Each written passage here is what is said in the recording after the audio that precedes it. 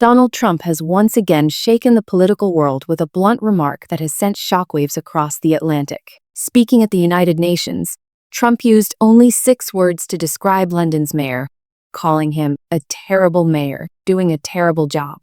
It wasn't a long speech. It wasn't a carefully constructed attack.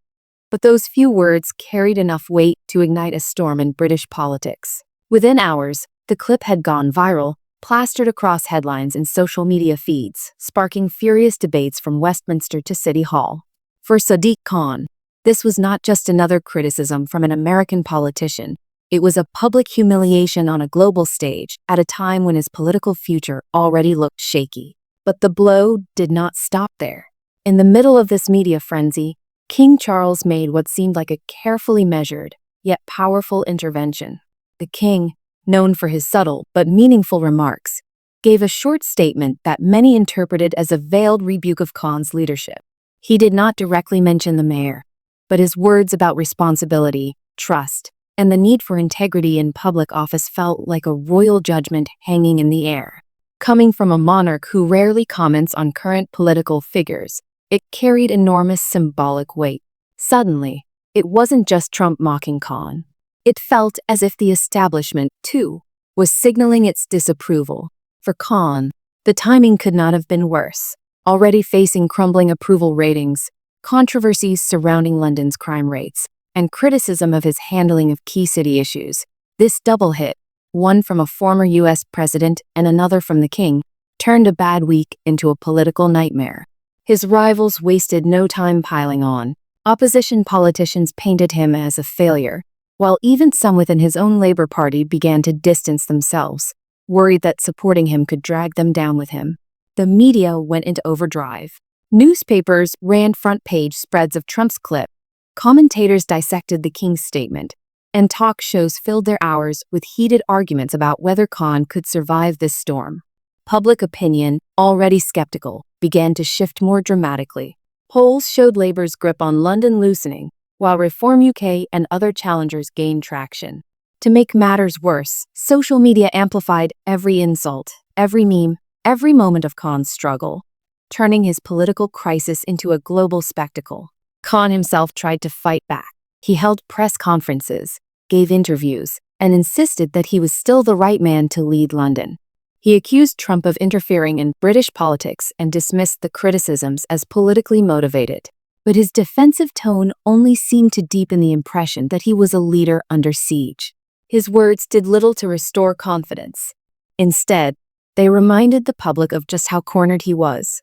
Meanwhile, Trump's remark, just 6 words, continued to echo. For Trump, this was nothing more than a passing comment, but for Khan, it became a defining insult. The more he tried to shake it off, the more it stuck. King Charles' subtle but sharp statement compounded the damage, leaving Khan isolated.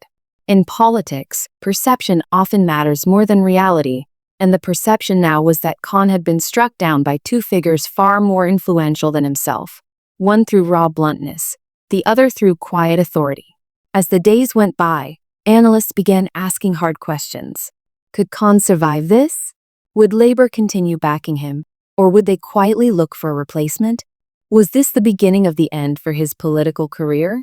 Many argued that the trust he once held with the public had been broken beyond repair. Others suggested that his survival depended not just on defending his record, but on whether he could somehow turn this humiliation into a rallying cry.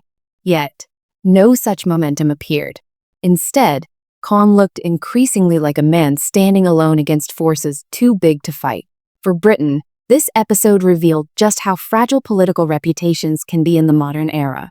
One sharp remark from Trump, one carefully crafted sentence from King Charles, and suddenly a mayor who once seemed untouchable was facing the fight of his life. The situation has now spiraled into something much bigger than Sadiq Khan himself. It has become a test of Labour's strength, a reflection of Britain's political turbulence, and perhaps even a glimpse of how global figures like Trump can continue shaping debates far beyond their borders. As it stands, Sadiq Khan's career hangs in the balance. The polls are shifting, the media is relentless, and his opponents smell blood.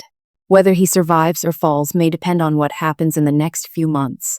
But one thing is certain, those 6 words from Trump, followed by the king's subtle yet devastating statement, have rewritten the story of Khan's leadership. What once looked like a secure political future now looks uncertain, fragile, and on the verge of collapse. And no matter what happens next, this moment will be remembered as the point where his downfall truly began. So what are we looking at here? Not just the fall of one mayor, but a political earthquake that touches everything. Trump, once again dominating the global conversation. King Charles, stepping into a role no monarch has played in generations. Labour, facing a crisis of credibility. And a London mayor who may not survive the year in office. Because when a US president calls you out, you can laugh it off. When your own king echoes the same concerns, you can't hide.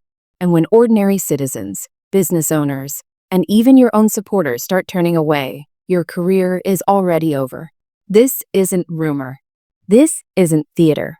This is the collapse of Sadiq Khan's leadership, playing out in real time, in front of the entire world. So I'll ask you, is this the end of Sadiq Khan's career? Will Labour cut him loose to save themselves? Or is this the start of a much bigger shift in British politics? Drop your thoughts in the comments, and don't forget to subscribe if you want the truth behind the headlines. Because this story is far from over, and the next chapter might just change Britain forever.